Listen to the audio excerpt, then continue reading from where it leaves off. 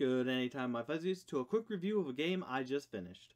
All opinions in this video are mine and mine alone, so just please enjoy and don't take them too seriously. Thank you. Good anytime, my fuzzies, and welcome to a quick review of Toy Story Racers. In the past, I kind of did if you've watched them, you'll know I did a kind of numeral system, 1 to 5 and whatnot.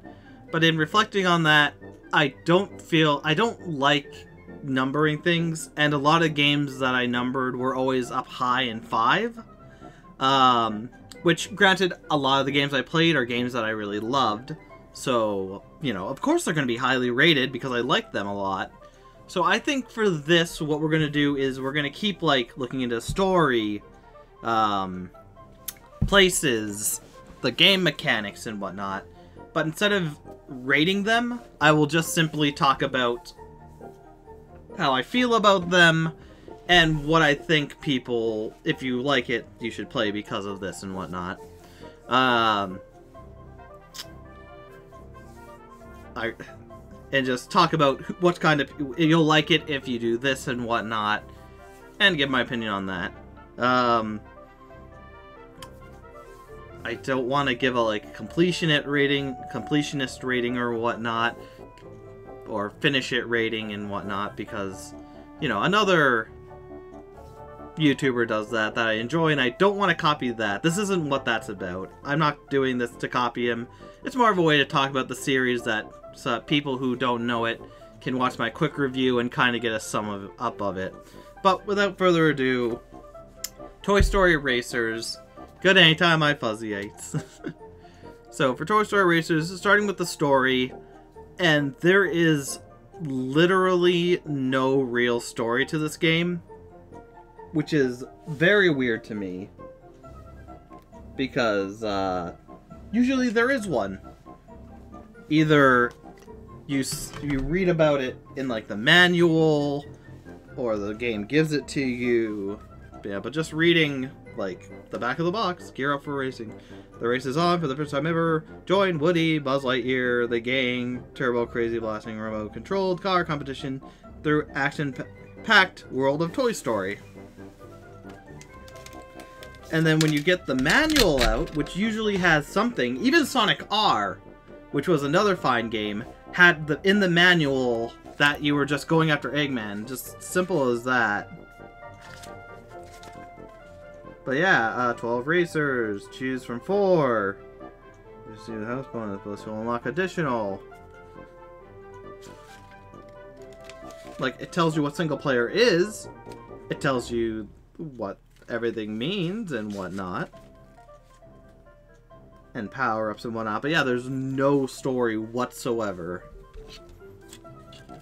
Which not every game... I think for a lot of things, a story can enhance a product.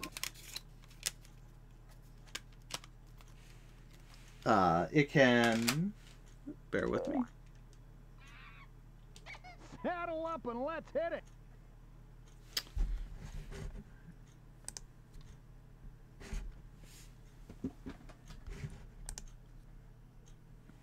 Sorry about that. We'll just get...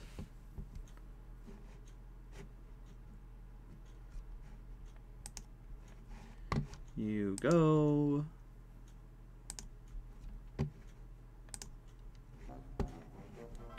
Alright, sorry about that. But yeah, there's no real story.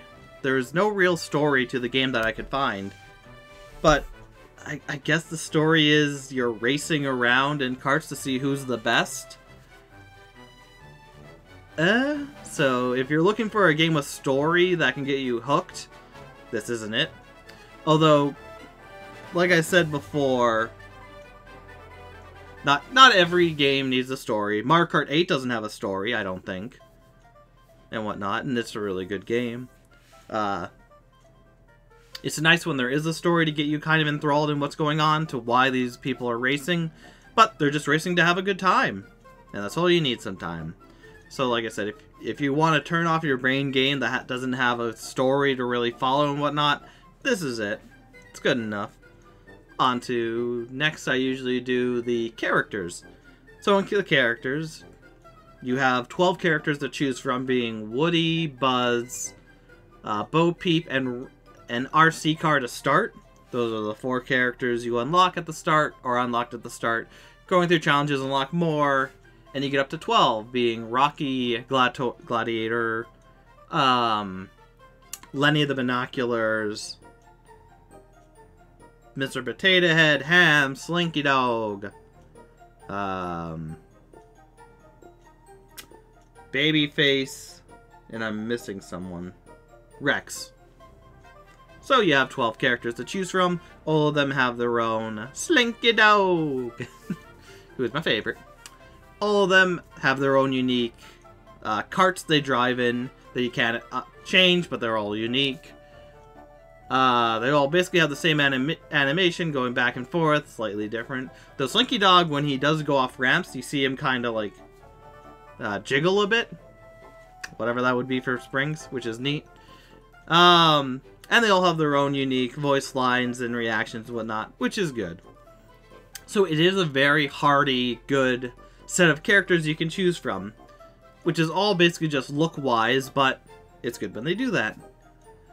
My favorite would probably be Slinky Dog or Babyface, and they got basically every character that I can really think of from the first game. Oh, the aliens, green aliens, so I am missing people. From the first game that you could want in this game. So it's fun. It's good. Have a lot of characters. Most of them have voice lines besides the ones that don't talk. Can't talk.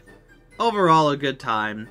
So if you wanted to play as a lot of the characters from the Toy Story game and a racing game, they have a good job of putting a lot of them in. I'm very impressed by the amount they have.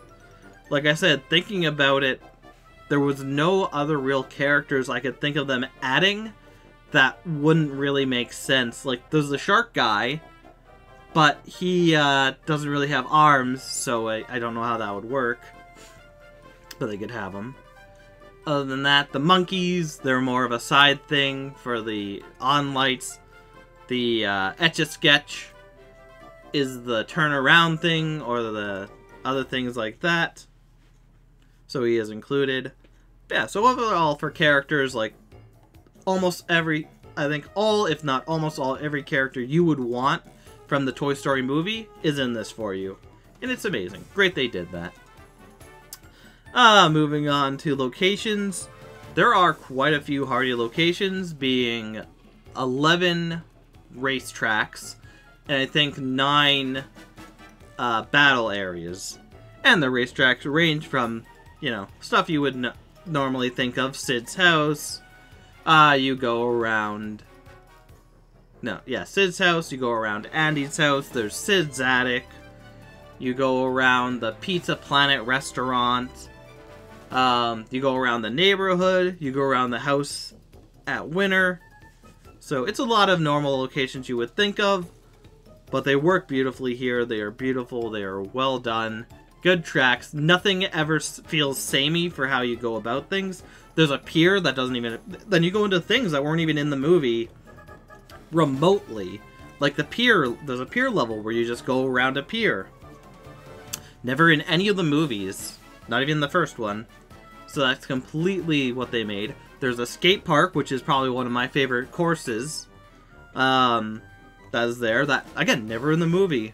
So they took the areas from the movie, and then they went, let's go beyond that. What would theoretically be a play set to race in? Up here can be fun. People like playing on the beach. And the skate park.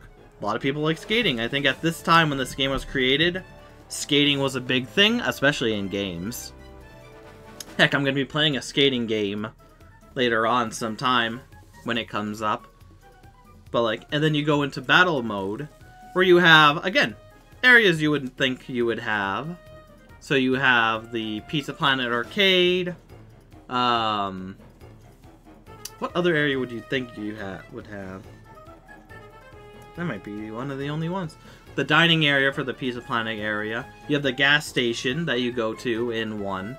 And then you go, again, you go outside of that, and you go into an ice rink, you go into a basketball court, and you go into a bowling alley. Courses that, yeah, make sense for toys, but if you're just going off the movies, you would not think of. So the people who made this really went above and beyond to give us a lot of different courses that make sense for toys and play and whatnot, but were not ever actually seen or included in Toy Story 1. And that is amazing to me. And they're so nice to look at. They're so varied. And just, you go to a cinema that has the ending part of Toy Story on the screen. It's beautiful. It's nice. They did a lot of work on it. So, like, yeah, there's a lot to do here, and I love it. The courses are beautiful. The courses are nice. The battle arenas are amazing and whatnot. So, like, if you're someone who wants a good set of courses from the actual movie, you get them here, plus extra that you might not even have thought of. Really went above and beyond to make some really good thing. Sad it's so old.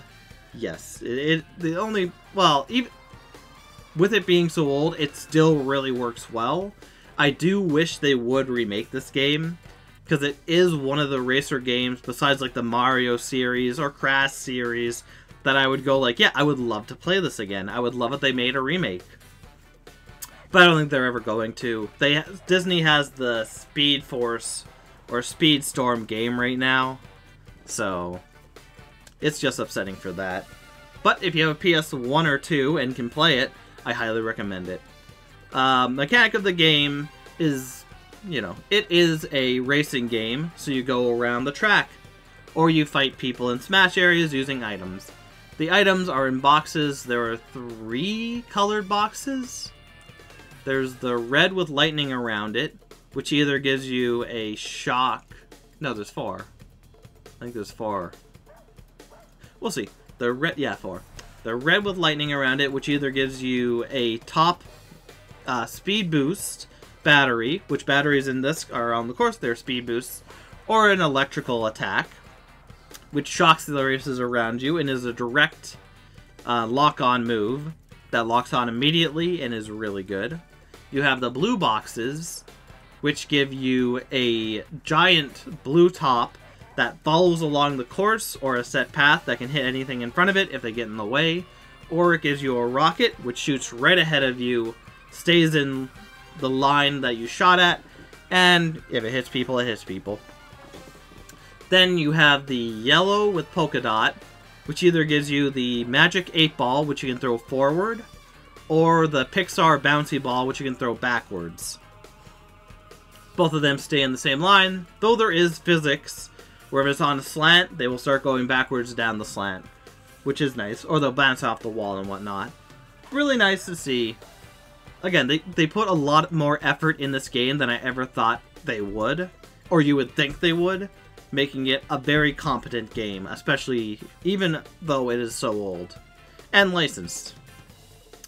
Besides that, there's the last one, which is pink.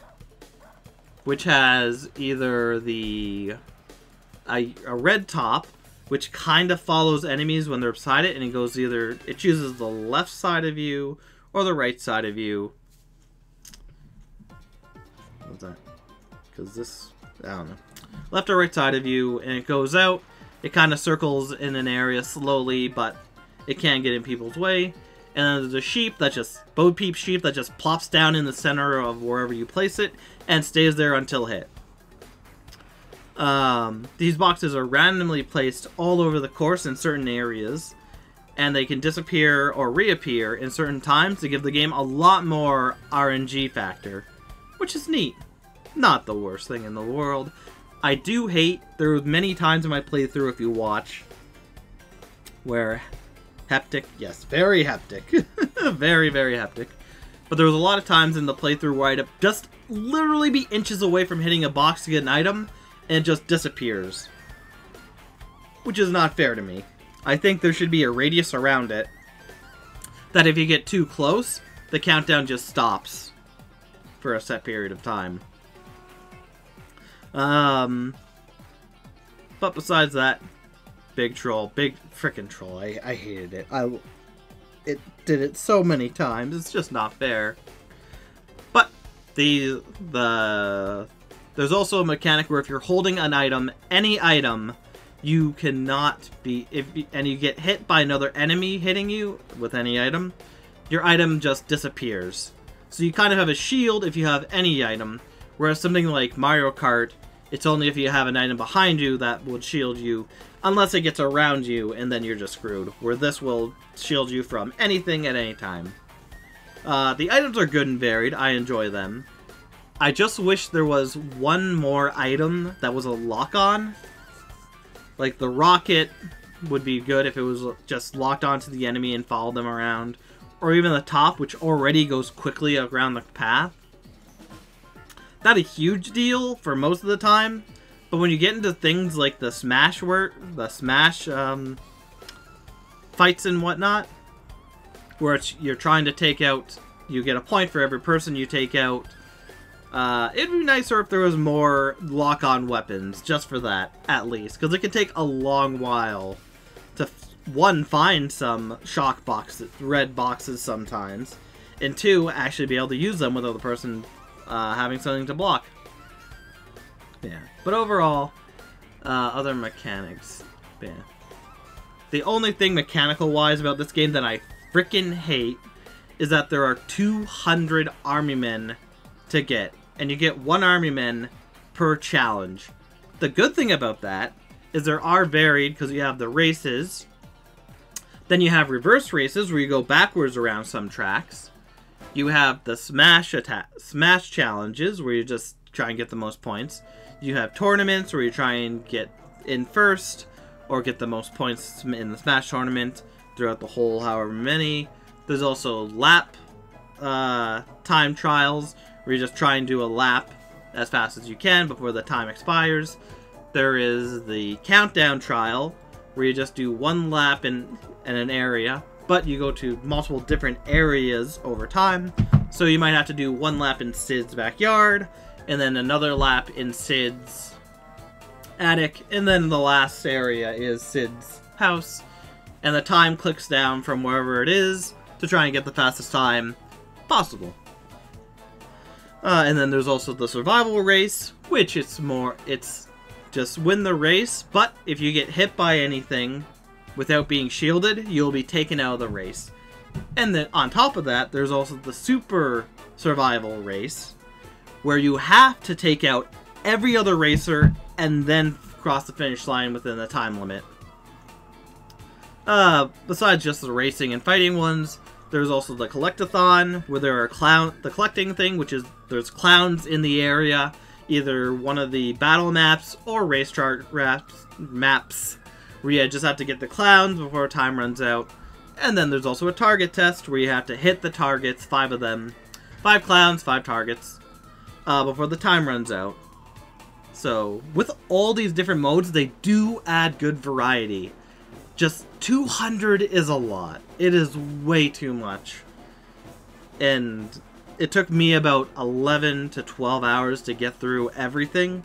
More because I had to save. More because I forgot to save and had to redo things, which it doesn't manually save, which is also a piss-off. The one saving grace about this is that there is a passcode so that you can unlock everything. Have all the challenges done, have all the characters unlocked. I believe I never actually used it. But it unlocks all the characters, I believe it does all the challenges, and then you can go in and pick and choose which ones you want to do. And then there's also 2-player, which has all the courses you can do, and some random tournaments to do. I wish there was a little more variety, like you could pick and choose to create your own tournament, rather than just what they have preset, but, you know, beggars can't be choosers. Overall, like, it is a really good game, and you could just make your own tournament by picking what courses you want. I wish there was a little more customizability for the raceway, but, you know, you can only do so much. And like I said, even Mario, I think I said before, even Mario Kart 8 doesn't have it, where you can change up every single thing about the courses to give you less laps or whatnot. But considering in the challenge mode, there are times when there is 1-lap challenges, I wish that could be... I just wish there was more customizability. But overall, the game really works well. There's no drift in this game. There is just, like, if you turn left, your car will completely turn left 100% till it's backwards, which is frustrating if you don't understand what's going on, but still fun. But overall, mechanic-wise, this game is so inventive. From the courses, the characters, the maps, the items. The challenge mode is just a lot, but take that away, there's so much to do, so much to see. It is beautiful. It is a beautiful game. The mechanics really work well to make this game one of my favorite racing games ever. So overall, I would highly recommend playing this game if there's any way you can. It is super fun, it is super relaxing, it is well made, it is beautiful, the courses are great, the battle area is great, the challenges are fun, but there's a lot of them, so it's definitely a game that if you wanted to go through all the challenges, you kind of come in, you spend a few hours on it, you leave, a little while later you come in, do a few hours and leave, and you kind of go over that. Or you just unlock everything and pick and choose different challenges to do with different characters. But overall, I highly recommend that if you like racing games, this is definitely a racing game to either check out any way you can, preferably legally. It just has so much going for it that it's just sad that it's licensed and old, so the chance of it actually getting a remake or re-release is very low. And again, the downside is that it does have the 200 challenge, which I got through it all. I beat it all, but I am very much would have been done with it a lot sooner if I wasn't streaming it. Or at least left off and came back a lot later. But it is done, it is over. I highly recommend the game. Probably put in the passcode and just pick and choose the challenges, unless you hate yourself. But without anything else, I'm going to leave this here. Thank you so much, my Fuzzways, for watching. This has been a blast, but I cannot wait for something different. So until then, take care. And I'll see you next anytime. Take care, Vinny.